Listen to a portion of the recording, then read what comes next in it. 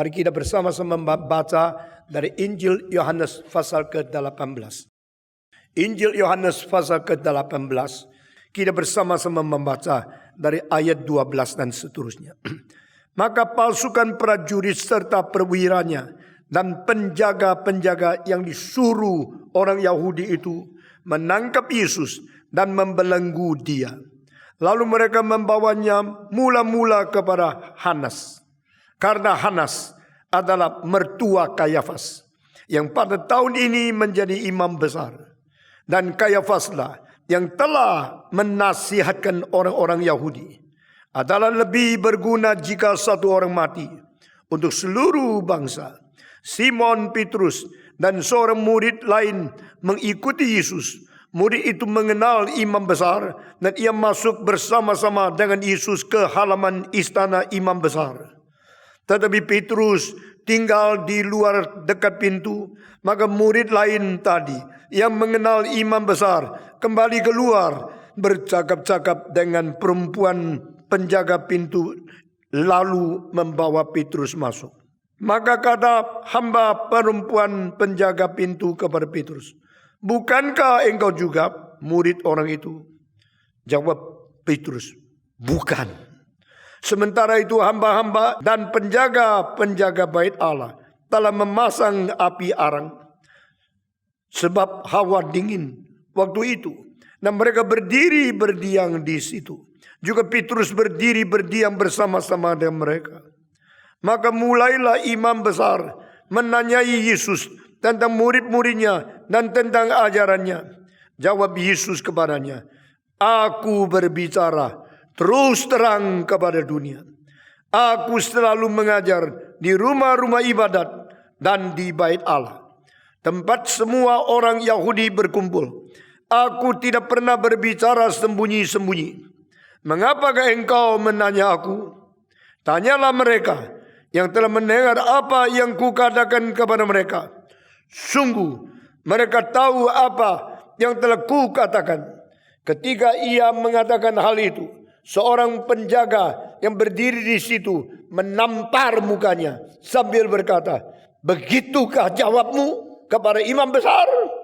Jawab Yesus kepadanya, "Jikalau kataku itu salah, tunjukkanlah salahnya. Tetapi jikalau kataku itu benar, mengapa engkau menampar aku?" Maka Hanas mengirim dia dan belenggu kepada Kayafas, imam besar itu. 25 sampai 27 kita membaca bersama-sama. Simon Petrus masih berdiri berdiam. Kata orang-orang di situ kepadanya, "Bukankah engkau juga seorang muridnya?" Ia menyangkalnya, katanya, "Bukan."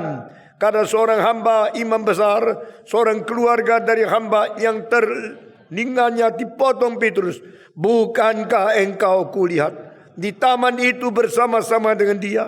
Maka Petrus menyangkalnya pula, dan ketika itu berkokoklah ayam. Sampai di sini pembacaan kitab suci. Ini adalah melanjutkan apa yang terjadi setelah Yesus dibawa ke rumah bait Allah dan di dalam penghakiman daripada Kayafas dan Hanas.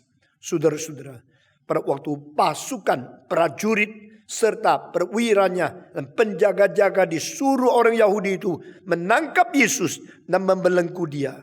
Lalu mereka membawanya mula-mula kepada Hanas. Saudara-saudara, siapakah yang menjadi imam besar waktu itu? Hanas. Siapa yang menjadi imam besar pada waktu itu? Kayafas. Mengapakah boleh ada dua orang yang menjadi imam besar? Menurut buku Musa, setiap tahun hanya satu orang yang menjadi imam besar yang boleh membawa darah domba persembahan masuk ke dalam tempat maha suci di dalam bait Allah untuk menebus dosa bagi seluruh umat Israel. Tetapi kitab suci dari Lukas sudah mencatat saat Yesus melayani di dunia ini ada Kayafas, ada Hanas. Saudara-saudara, selain ini kitab suci tidak tulis banyak. Tetapi di dalam studi Bible zaman Yesus Kristus sampai selesai kitab suci pernah ada 9 imam besar yang biasa kita tidak teliti begitu banyak. Dan pada saat itu imam besar semua orang Saduki, tidak ada satu orang Farisi. Ini juga banyak pendeta tidak mengerti. Saudara-saudara, Yesus dibawa kepada orang Saduki. Orang Saduki adalah orang liberal yang tidak percaya Yesus dan tidak percaya ada kebangkitan di dalam sejarah. Orang Saduki seperti orang liberal tidak percaya ada kebangkitan manusia. Bahkan sampai akhir zaman, waktu dunia kiamat, orang yang mati akan bangkit kembali. Orang Saduki tidak percaya hal-hal metafisika yang supranatural. Dan mereka sekarang menjadi pemimpin karena justru mereka mempunyai pengaruh karena ada hubungan baik dengan sang politikus seperti Pilatus dan sebagainya. Saudara-saudara sekalian, Yesus dihadapi dengan orang-orang liberal yang tidak percaya kepada kitab suci, mengadili dia.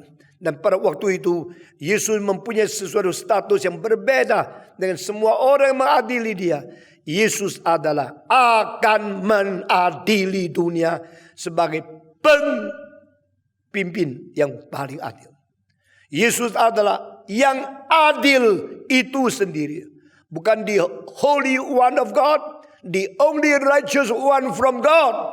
Saudara-saudara, pada waktu Yesus lahir, dikatakan yang kau lahirkan akan disebut yang kudus dari Allah. Anak di tempat yang maha tinggi. The Holy One of God, the Son of the highest Father in heaven. Saudara-saudara, Yesus adalah Sang Kudus. Yesus adalah anak Allah di tempat yang maha tinggi. Dua istilah ini muncul dari kalimat seorang, yaitu diutus oleh Tuhan, yaitu Jibril kepada Maria. Saudara-saudara, di antara 7 nama yang paling besar dari Yesus Kristus, yang kita sebut dia Tuhan, dia anak Allah, dia juru selamat, dia adalah Immanuel, dia adalah Yesus, dia adalah Kristus, dia adalah Sang Kudus. Semua 7 nama ini tidak ada satu yang diberikan oleh Yusuf atau Maria. 7 nama semua diberikan oleh malaikat. Nama Yesus lain dengan semua nama orang di dalam seluruh kitab suci. 7 nama paling besar yang disebut dari zaman ke zaman di dalam gereja seluruh dunia adalah diberikan oleh malaikat. Malaikat berkata pada Yusuf, yang kau lahirkan adalah dari anak darah Maria. Namakan dia Yesus, karena dia akan menyelamatkan umatnya keluar daripada dosa. Dia adalah namanya Immanuel. Ini 2 nama adalah dari Jibril kepada Yusuf. 2 nama lagi dari Jibril kepada Maria. Nama dia adalah Sang Kudus dari Allah. Dia adalah anak Allah di tempat yang maha tinggi. 3 lagi nama diberikan oleh malaikat justru bukan kepada raja. Bukan kepada imam besar. Bukan kepada orang bangsawan. Kepada orang paling miskin di kota Bethlehem. Yang menjaga domba di padang belantara. Tuhan, Juru Selamat, Kristus. Engkau pergi akan menemukan. Karena hari ini sudah dilahirkan Juru Selamat. Yaitu Tuhan Kristus. Juru Selamat, Tuhan, Kristus, Yesus, Immanuel, yang suci, anak Allah tempat yang maha tinggi. 7 nama, semua dari malaikat. Saya percaya namamu tak ada satu yang dari malaikat. Namamu dari mama atau papa yang mempunyai idam-idaman. Kalau bisa anak saya besar, lalu namanya naga. Akhirnya sudah besar jadi cacing. Bukan saudara-saudara. Ada yang namanya besar, raja. Akhirnya menjadi pacingan. Nama kita semua diberikan oleh papa mama kita. Karena mereka mengidamkan sesuatu orang yang agung terjadi pada keluarganya. Hanya nama Yesus. Bukan dari Yusuf. Bukan dari Maria. Bukan dari familinya. Bukan dari manusia. Semua nama Yesus hanya dari malaikat yang diutus oleh Tuhan Allah. Saudara-saudara. Dan Yesus Kristus. Dia tahu siapa. Dia tahu statusnya apa. Yang paling jelas. I come from my Father. I enter into this world. And I will depart from this world. And return to my Father. Yohanes pasal 16. Aku dari Bapa. Aku masuk ke dunia. Nah aku meninggalkan dunia. dan aku akan kembali kepada Bapa. Jesus know why he is here. Jesus know what he should do in this world. Dari umur 12 dia berkata, bukankah engkau mesti tahu, aku harus berada sering di dalam rumah Bapakku. Apakah engkau tidak tahu, aku harus menaruh hatiku semua perkara yang direncanakan oleh Bapakku. Anak umur 12 mengatakan kalimat seagung ini, seluruh dunia cuma satu orang. Adalah anak yang umur 12 sudah mengerti mandat kenapa hidup di dunia. Baru bisa mengatakan, aku sudah mengendapkan rencanamu di atas bumi ini sebelum dia naik ke atas kayu salib. Hanya anak umur 12 sudah mempunyai tekad bulat menjalankan kehendak Allah. Baru bisa mengatakan di atas kayu salib, genaplah. Sudah selesai tugas yang kau berikan kepada saya. Kita bersyukur kepada Tuhan. Karena Yesus Kristus menjadi teladan. Why you are here on this world. Orang reform mempunyai pengertian doktrin lebih ketat. What is the purpose? What is the main purpose we live in this world? To glorify God and to enjoy Him. Saudara-saudara, kita hidup di dunia untuk memuliakan Tuhan. Dan kita menikmati di dalam persekutuan dengan Tuhan. Menikmati segala sesuatu karena Tuhan berada di dalam kita. We glorify Him and He give us His presence. We enjoy Him in whole our life. Saudara-saudara, Yesus Kristus pada waktu ditangkap, dia mengetahui mengapa dia di sini. Dia mengetahui waktu dia ditangkap, dia di bawah, yang tangkap di atas. Dia diadili, dia di bawah, yang adili di atas. Waktu dia ditanya, dia pasif. Tapi yang menanya, yang aktif. Dia tahu situasinya terbalik sama sekali. Siapakah dia? Dia adalah orang yang diperintahkan Allah mengadili seluruh dunia. Tapi sementara dia diperbolehkan Allah diadili oleh orang dunia. Saudara-saudara, satu hari waktu dunia kiamat, Pilatus akan berdiri di hadapan Yesus. Herodes akan berdiri di hadapan Yesus. Semua yang mengadili Yesus akan dihadiri oleh hadap Yesus. Semua kaisar akan dibiri untuk diadili oleh Yesus. Itu hari kiamat. Sebelum hari kiamat, Yesus menjadi manusia. Firman menjadi daging.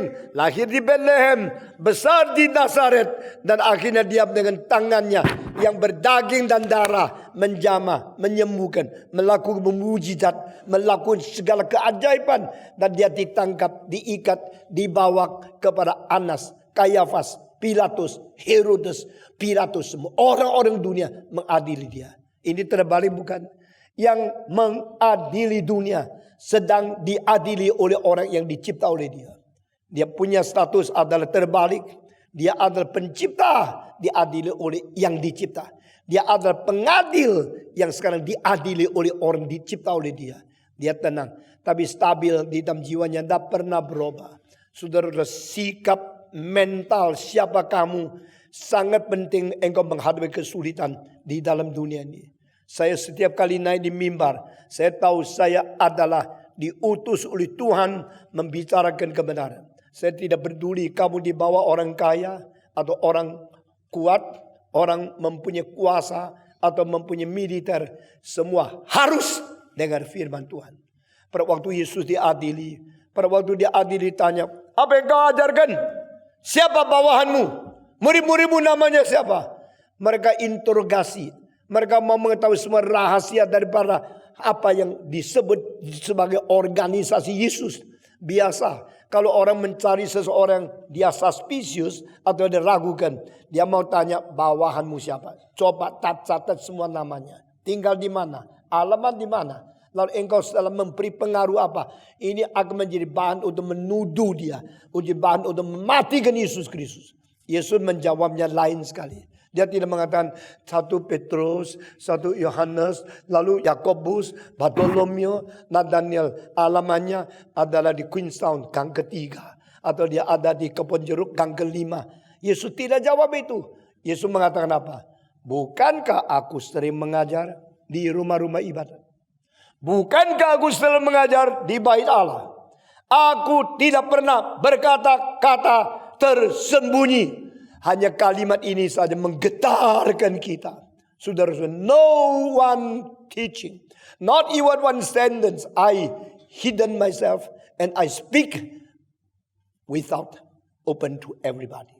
Saya mengajar terbuka, saya mengatakan setiap kalimat terus terang. Tidak ada satu kalimat yang saya ngajar secara diam-diam, simpan-simpan, gelap-gelap seperti orang kerdil. Saudara-saudara, kalau engkau lihat dua orang, sudah tahu itu orang kerdil. Katakan dia, apa yang lu katakan? Berani katakan terumum. Saya selalu tidak takut mempaparkan semua sesuatu yang saya ajarkan. Selalu saya tidak takut membicarakan siapa saja, biarpun di hadapan dia. Kalimat yang kita akan katakan kepada dia di hadapan umum, sama kalimat yang kita bicara di belakang dia, sama. Kalau ditanya, silakan ngecek. Memang saya katakan ini. Kan kata ini karena saya berani katakan, karena saya mau bertanggung jawab. Jadilah manusia gentleman, bukan jadi manusia kerdil. Jangan menjadi manusia yang tidak bertanggung jawab. Katakan dengan terus terang, katakan dengan berani, katakan dengan terbuka, katakan dengan bertanggung jawab. Yesus berkata, engkau tanya tentang alamat Petrus, Yakobus, Bartolomeo, Matius, semua murid saya buat apa? Engkau tanya saya mengajar apa? Sekarang mau mencari rahasia, kesulitan dan kesalahan saya. Silakan tanya mereka. Tanya mereka apa yang saya ajarkan. Karena semua yang saya ajarkan dengan terus terang. Tak pernah simpan, tak pernah tersembunyi-sembunyi. Saya adalah guru, adalah Tuhan, adalah sumber terang. Dan murid-murid saya semua anak terang. Yesus mengatakan kalimat ini. Lalu ada seorang berdiri di pinggir. Lu kok berani ya? Kurang ajar. Tahu tidak dia siapa? Dia imam besar. Harus bagaimana sikapnya di imam besar? Orang itu mempunyai pikiran. Kalau ketemu cerakan datang. Enggak. Silakan. Lalu lutut. Itu sifat budak. Sekarang sifat budak yang sudah terikat dengan kebudayaan kebudakan sedang berdiri melihat Yesus dan dia tampar muka Yesus. Saudara-saudara, kenapa berani? Karena dia mau menyenangkan curakannya. Saudara-saudara, selama saya hidup paling saya hina dua macam orang. Menyenangkan atasan dan menindas bawahan. Saudara, hati-hati sebagai manusia harus belajar mengerti sifat manusia. Kalau ada orang selalu menyenangkan atas, menjilat-jilat. Kalau ada orang menyenangkan atas, selalu ikut angin-angin juragannya. Lalu mengatakan sesuatu seperti orang tidak bertulang. Hinalah dia. Saudara-saudara. Barang siapa cuma tahu menyenangkan atas. Dan barang siapa cuma tahu menindas bawah. Dia bukan orang besar. Karena dia mempunyai sifat seperti budak kepada atas. Seperti diktator kepada bawah. Orang ini harus kau hina. Saudara-saudara. Orang yang besar, orang yang lapang, orang yang berani. Perlu beritahu kepada atasanmu kalimat yang sangat jujur. Tetapi tidak menyenangkan dia dengan rendah hati. Kalau lihat bos datang, lihat orang kaya datang. Langsung goyang ekor. Itu bukan manusia, itu anjing. Saudara-saudara. Hanya menyenangkan atas. Lalu berubah warna. Itu adalah binatang yang tidak pendirian sendiri. Hanya menyenangkan atas. Bicara sesuatu untuk menyenangkan atas. Itu orang cari muka. Dia orang kerdil. Melihat orang yang rendah. Yang miskin. Yang lebih hina dari dia. Langsung berani. Itu orang yang kurang ajar. Tidak beri kemanusiaan. Saudara-saudara. Di dalam penilaian orang ini. My Lord. My Master. The High Priest. Is so glorious. And you, Jesus, so low. So poor. And so pitiful. Bagi dia Yesus adalah orang yang lemah. Orang yang miskin. Orang yang tidak kedudukan. Kalimat-kalimat penilaian tentang Yesus. Yang dicatat di Alkitab. Paling sedikit ada beberapa yang sangat menakutkan. Ini anak haram. Your mother committed adultery with a man called Joseph. So you are born in this kind of adultery behavior. Engkau dilahirkan oleh ibumu namanya Maria. Yang tidak tahu malu. Sebelum menikah sudah naik tempat tidur sama suaminya. Namanya Yusuf. Lalu tidak mengaku. Mengatakan anak darah Maria. Dinaungi oleh Roh Kudus. saya tidak percaya. Orang yang tidak percaya, mereka bukan saja tidak mengetahui Allah bisa berbuat hal yang luar biasa. Mereka cuma menilai orang lain dengan takaran sendiri. Mereka mengkritik orang lain dengan pengertian yang dangkal mereka sendiri. Kalau tidak ada laki-laki tidur sama perempuan, mana bisa melahirkan anak? Tidak usah banyak bicara. Engkau pasti anak haram. Engkau anak perzinahan. Ini penilaian pertama. Yesus diberikan julukan, dia adalah seorang kerasukan setan. Engkau ngomong ngawur, engkau bicara lain sama orang lain. Dunia ini akan lewat, langit dan bumi akan pergi, binasa. Firmanku tidak binasa. Siapa kamu? Kalimat seperti itu hanya cocok dikatakan daripada firman yang diucapkan oleh Tuhan Allah. Kamu manusia berdaging, berdarah. Mana mungkin engkau punya perkataan tidak musnah. Langit dan bumi akan lewat, perkataanku tidak lewat. Matius 24 ayat ke-35.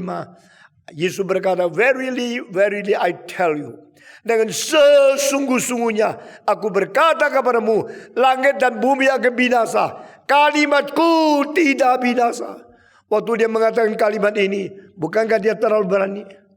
Waktu dia mengatakan kalimat seperti ini, bukankah dia memperbandingkan khasiat kalimatnya sama dengan Tuhan Allah?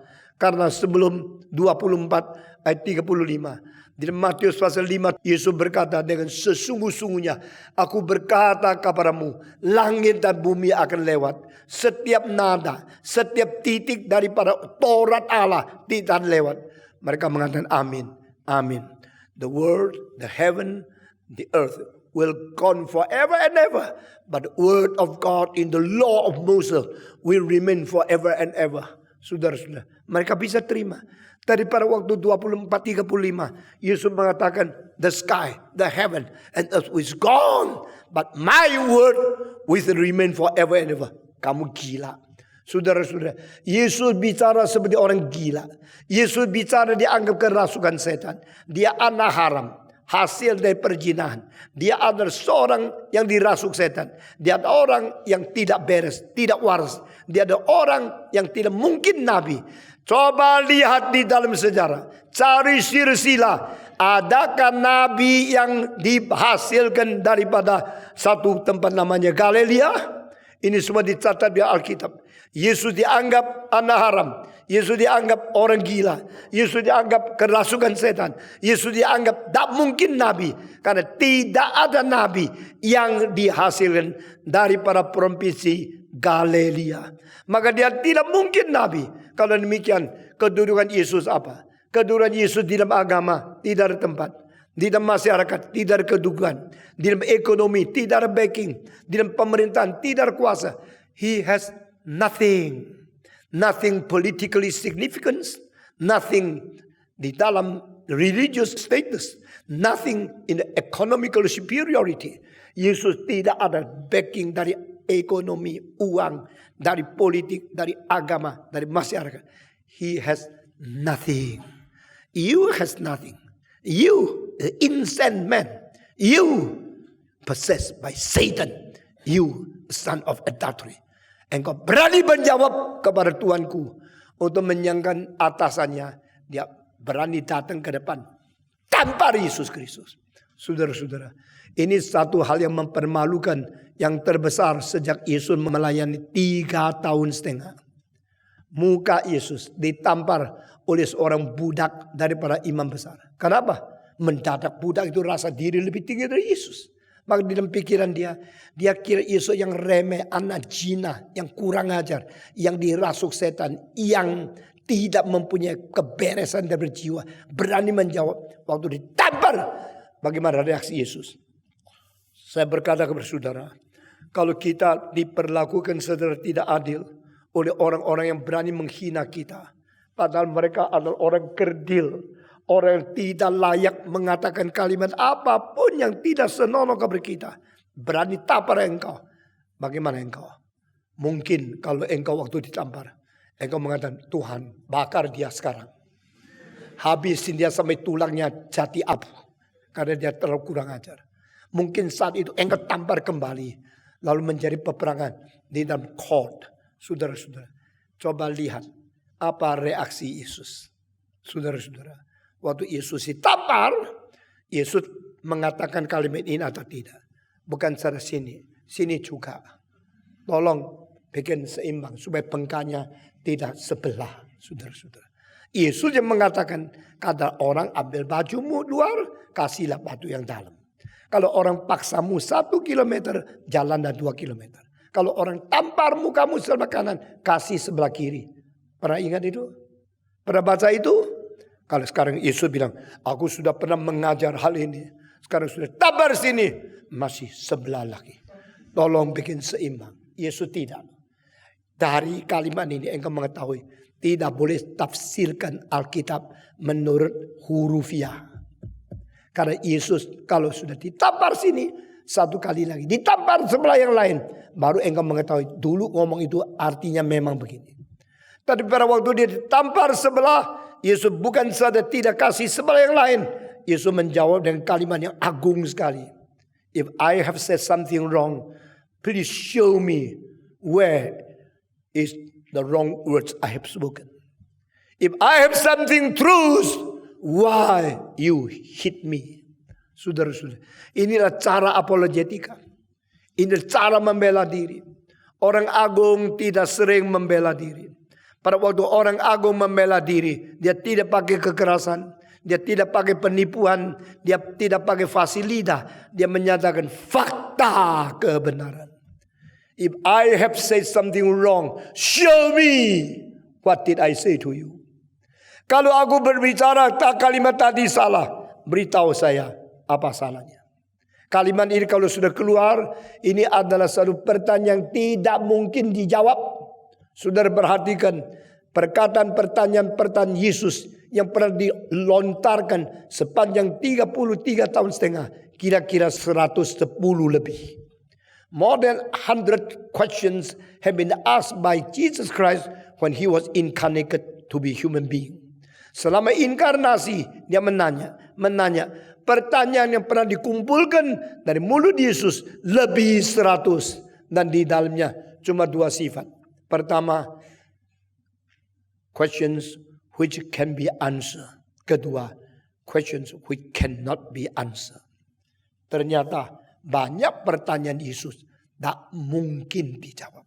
Lalu saya mau tanya, kalau sudah tahu pertanyaan itu tak gampang, tak mungkin dia jawab, kenapa dia masih mengeluarkan pertanyaan itu untuk menanyakan orang lain? What is the purpose?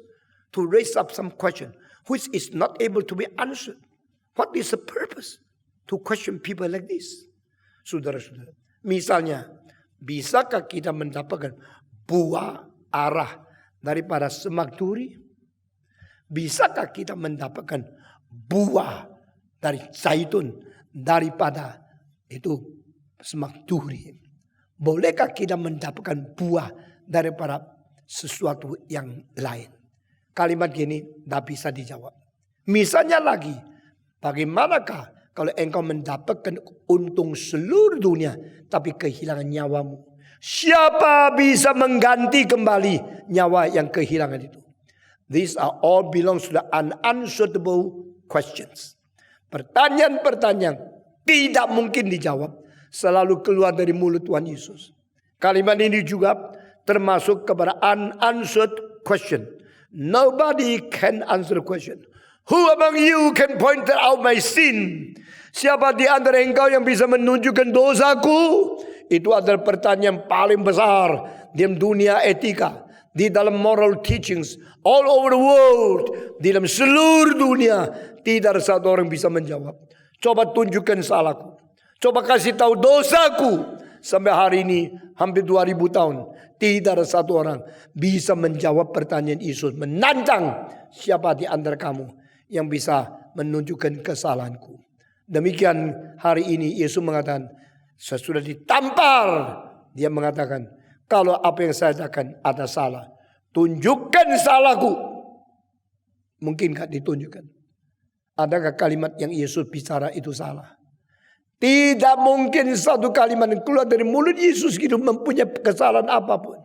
Dari kalimat ini saja engkau mesti mengetahui, disinilah sesuatu rahasia apologetika. Di sini sesuatu kemenangan daripada kebenaran. Nothing untruth. Nothing deception. Nothing not according to the truth of God.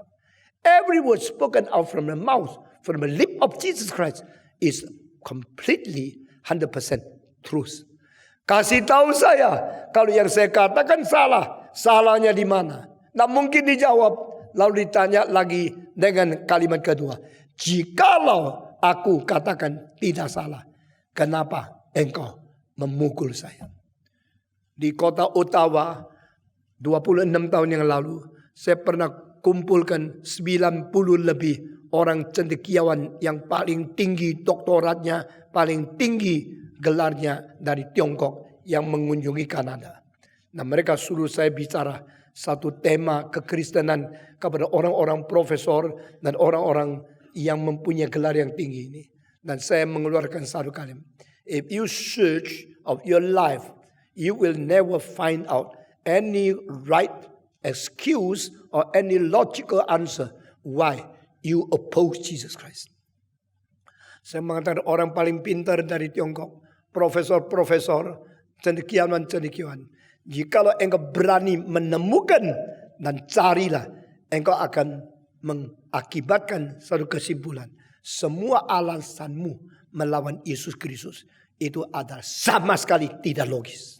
Mereka mulai terangsang. Kenapa orang Tionghoa lawan Yesus?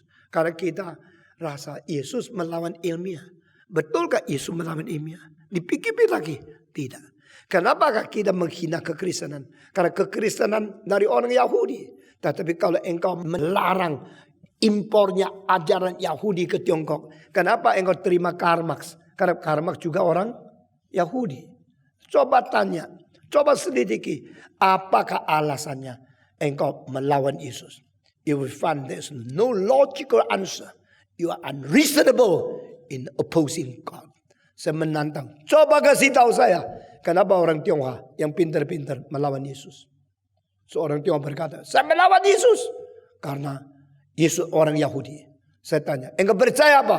Saya percaya komunisme. Komunisme dari mana? Dari Karl Marx. Karl Marx orang apa? Orang Yahudi. Tidak, saya tidak mau Karl Marx. Saya mau Einstein. Saya tanya dia, Einstein orang apa? Orang Yahudi. Jadi orang Yahudi dalam sains engkau terima? Orang Yahudi dalam politik engkau terima? Orang Yahudi mengatakan kebenaran hidup engkau tidak terima? Lalu engkau katakan engkau ilmuwan. Engkau orang modern. Orang yang reasonable. Orang yang logical. You deceiving yourself. Jadi di situ saya menyerang kembali. Alasanmu melawan Kristus sama sekali tidak masuk akal. Saudara-saudara, di sini Yesus memberikan kita dua prinsip apologetika. Apologetika bukan because I believe, because it's reasonable. Apologetika adalah menyerang kembali.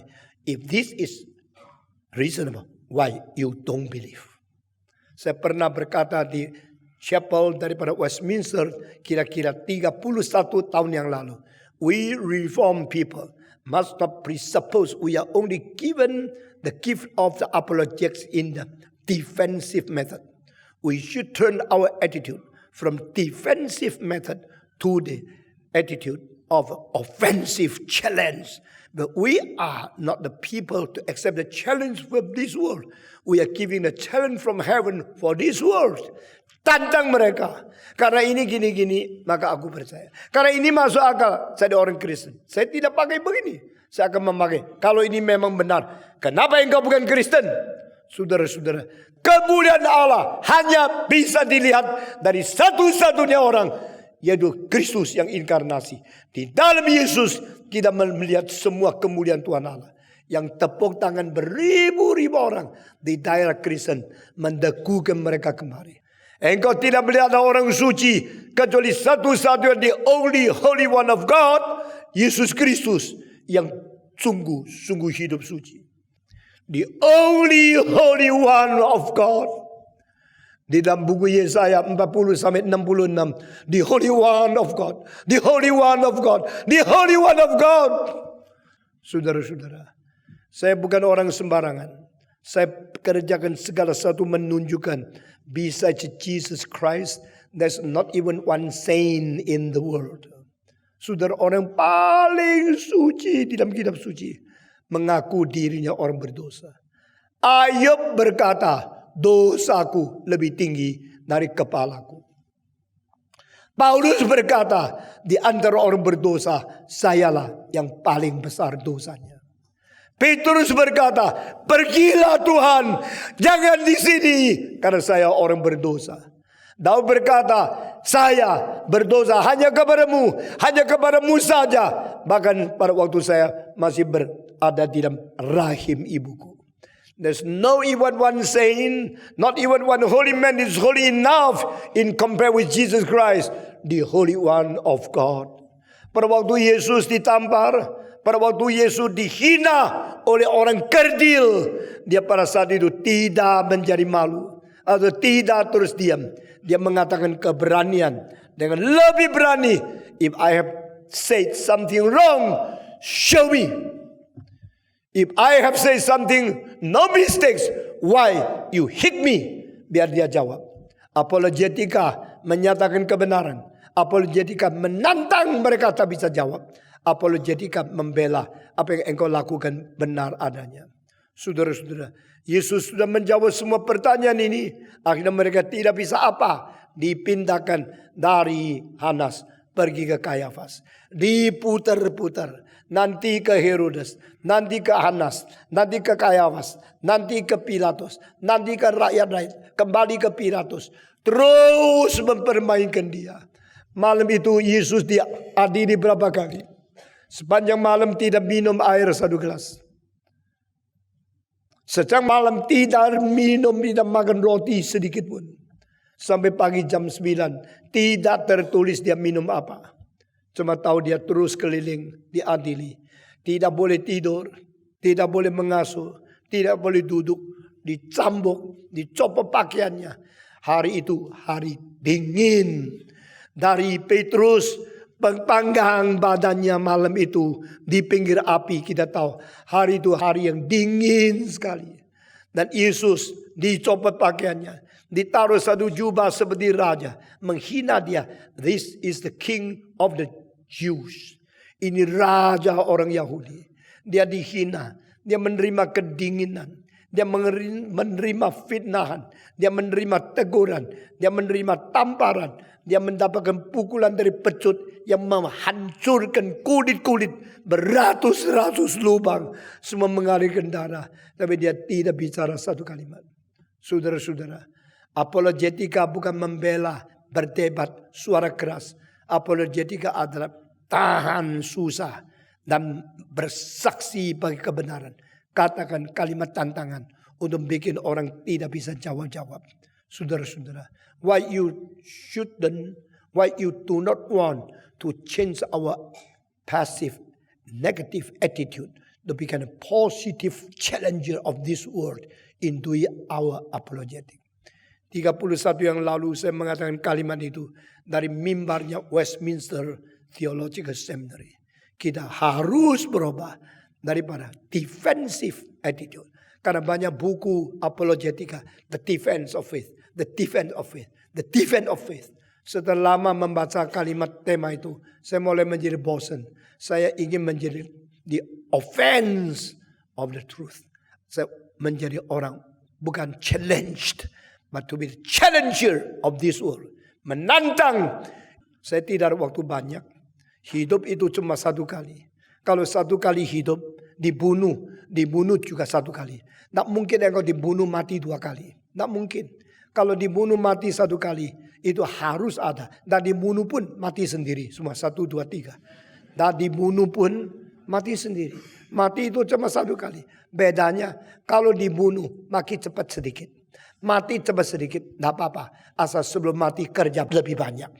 Jadi mati 1 kali, sebelum mati sudah menantang ribuan kali. Maka ribuan kali itu sudah bernilai jauh lebih tinggi. Cuma dibanding hanya mati 1 kali. That is the philosophy of my life. Sampai hari ini sudah 56 tahun, lebih 6 bulan setengah saya menyerahkan diri menjadi hamba Tuhan. Sampai hari ini sudah lebih 32,5 manusia yang dengar khotbah saya. Sampai hari ini sudah melewati ribuan, puluhan ribu hari Dan sampai hari ini saya sudah berkhotbah kepada kira-kira 32.000 kali. 35 juta orang mendengar firman Tuhan. Saya kalau dibunuh, saya rasa sudah tidak usah khawatir ruginya. Karena untungnya sudah banyak. Karena yang dengar khotbah sudah banyak. Karena firman sudah dikabarkan banyak. Jangan main-main dengan Tuhan. Jangan takut mengatakan kebenaran. Tidak mengatakan kebenaran, biar berani, teliti, dan bersandar kepada Tuhan. Karena kita di dunia ini sedang perang. Bukan mencari entertainment. Bukan senang-senang. Saudara-saudara, Yesus Kristus bersaksi bagi kebenaran saat dia ditampar. Yesus mengatakan kalimat-kalimat yang berani saat dia aniaya. Karena dia menjadi teladan. Engkau dan saya bicara hanya untuk kebenaran saja. Saudara-saudara, mereka sudah menghantar dia dan sudah menampar dia. Dan di sini terjadi satu hal. Murid Yesus yang paling hebat ternyata paling penakut. Siapa dia? Petrus. Satu kali ditanya, engkau sekutu dengan dia? No. Engkau murid dengan dia? Tidak. Engkau pernah separtai dengan dia? Aku sungguh mati tidak mengenal Yesus Kristus. Satu kali bohong. Membuat diri berani bohong kedua kali. Dua kali bohong. Membuat diri kaku berani bersumpah yang kau katakan benar. Ini namanya dosa bertumbuh terus. Saudara-saudara, orang yang pertama kali bicara bohong. Hatinya debar-debar. Ketakutan melawan hati nurani. Kedua kali bohong. Ketiga kali bohong. Pakai teori, pakai pengacara untuk mendukung bohongnya sendiri. Saya mau tanya, sudah berapa lama engkau hidup di dalam dusta? Sudah berapa lama engkau hidup dengan tidak jujur, berkompromi dengan hidupmu yang tidak takut kepada Tuhan? Dan kalau engkau satu kali, dua kali, tiga kali berani bohong, engkau seperti Petrus. Kali ketiga, sumpah demi nama Allah, aku tidak kenal Yesus.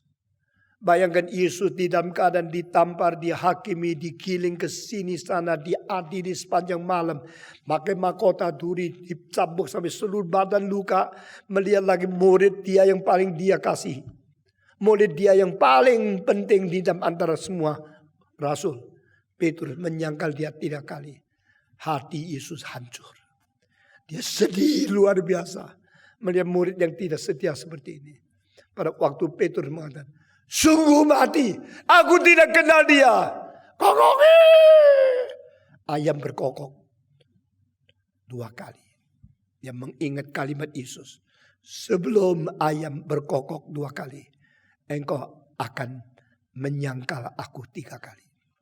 Saudara-saudara, kita lebih daripada Petrus? Tidak. Petrus mengapa menyangkal Yesus? Karena takut. Saat engkau takut orang musuh Kristus. Saat engkau takut mereka seperti Paulus, Petrus takut akan orang Yahudi. Begitu gampang bagi engkau berkompromi. Menjadi penakut yang menyangkal imanmu. Saudara-saudara, saat itu ayam sudah berkokok. Sadarlah Petrus. Kalimat yang pernah diucapkan oleh Yesus Kristus. Langsung dia tahu. Dia tidak kuat mengikut Yesus. Dia tidak berani mentuntaskan janjinya. Sampai mati pun aku tidak menyangkal engkau. Ternyata belum mati. Hanya genduk kecil saja. Engkau kenal dia? Langsung dia gemetar. Aku tidak kenal. Engkau kenal dia? Saya tidak kenal. Engkau kenal dia? Sungguh mati demi nama Tuhan. Saya tidak mengenal dia. Maka ayam menjadi pesuruh dari Tuhan. Mengingatkan kembali. Kau kurang ajar. Kau mengkhianati Yesus. Kau lebih rendah dari binatang. Setelah ayam kokok 2 kali. Petrus sadar. Dia begitu lemah. Saudara-saudara, jangan anggap rohanimu kuat. Jangan kira dirimu hebat. Kadang-kadang Tuhan pakai seekor anjing. Seekor binatang. Untuk mengingatkan berapa lemah adalah engkau. Waktu dia sadar. Dia langsung melihat ke Yesus. Injil lain mengatakan. Yesus sedang melihat Petrus. When you see Christ, you realize Christ is looking at you with his merciful countenance, but full of righteousness and holiness to rebuke you. Petrus, sekarang engkau sadarkah Alkitab mengatakan Petrus langsung keluar, meratap nangis, sedih sekali berteriak. Saudara-saudara, dia baru tahu dia berapa lemah adanya. Kiranya kita semua jangan sombong.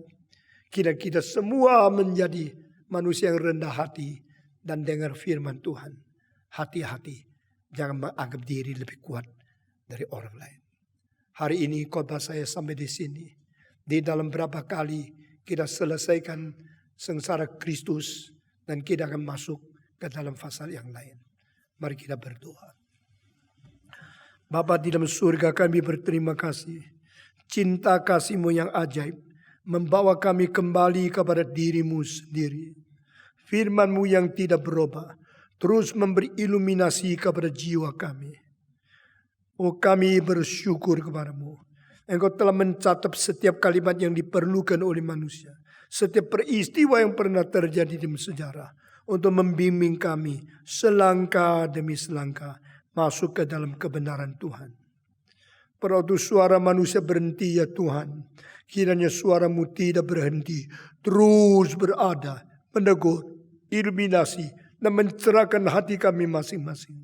Sampai kami menjadi orang Kristen yang beres, yang bertobat, yang bertanggung jawab kepada Tuhan. Dengar doa kami. Dalam nama Yesus Kristus, berkatilah setiap orang yang hari ini sudah berada di tengah-tengah kebaktian ini. Dalam nama Yesus Kristus, kami berdoa. Amin.